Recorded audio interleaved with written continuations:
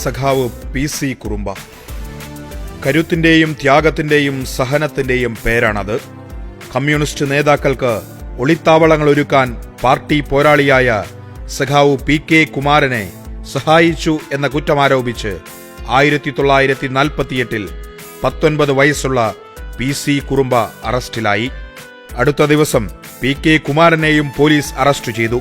ഇരുവരെയും റിമാൻഡ് ചെയ്ത് ഇരിങ്ങാലക്കുട സബ് ജയിലിലേക്ക് കൊണ്ടുപോയി. അവിടെ വെച്ചാണ് നരാധമരായ പോലീസ് ഇൻസ്പെക്ടർമാർ UPR മേനോനും ശങ്കുണ്ണിയും പാപ്പാളിയുമെല്ലാം അഴിഞ്ഞാടിയത്.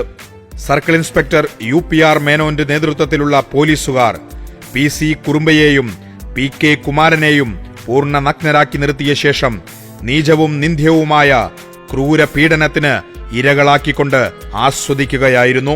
ബ്രിട്ടീഷുകാരുടെ ഇന്ത്യയിൽ പോലും രാഷ്ട്രീയ തടവുകാർക്ക് ഇത്തരം ഒരനുഭവം ഉണ്ടായി കാണില്ല.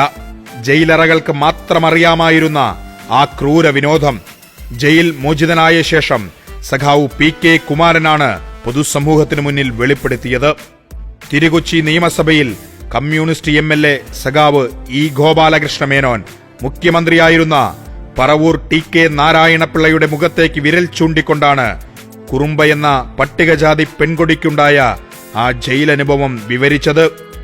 സമൂഹ മനസാക്ഷിയെ ഞെട്ടിച്ച ആ ജയിൽ ക്രൂരത ഇന്നത്തെ കാലത്ത് വിവരിക്കാൻ പോലും കഴിയാത്തതാണ്. സമാനതകളില്ലെങ്കിൽ പോലും ഒരു നിലയ്ക്കും ന്യായീകരിക്കാൻ കഴിയാത്ത കൊടും ക്രൂരതകളാണ് കമ്മ്യൂണിസ്റ്റ് നേതാവ് കൂത്താട്ടുകുളം മേരിക്കും അനുഭവിക്കേണ്ടി വന്നത്. തനിക്കുണ്ടായ ക്രൂര പീഡനമുറകൾ PC കുറുമ്പ എന്ന സമര പോരാളിയെ തകർത്തില്ല. സർവവും സഹിച്ചു. ഒരു മർദ്ദനമുറകൾക്കും മുന്നിൽ തന്റെ പോരാട്ട വീര്യത്തെ സഖാവ് PC കുറുമ്പ അടിയറ വെച്ചില്ല. 1946 ജൂൺ 23 ഇരിങ്ങാലക്കുടയിൽ നടന്ന ഐതിഹാസികമായ കുട്ടംകുളം സമരത്തിന് നേതൃത്വം നൽകിയതിന് പോലീസ് കേസെടുത്ത 33 പേരിൽ ഒരാളായിരുന്നു സഖാവ് PC കുറുമ്പ.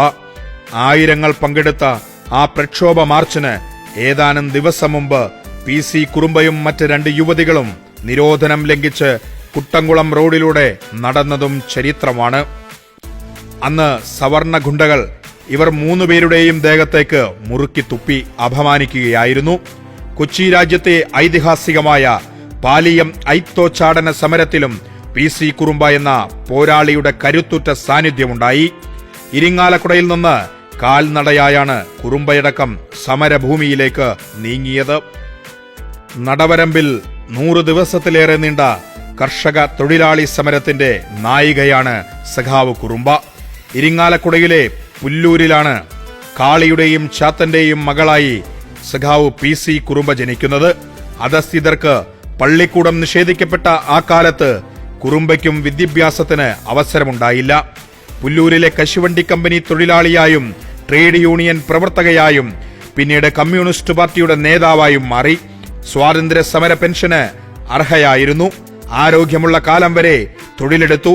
92 വയസ്സിൽ ഐതിഹാസികമായ ആ ജീവിതം നിലച്ചു.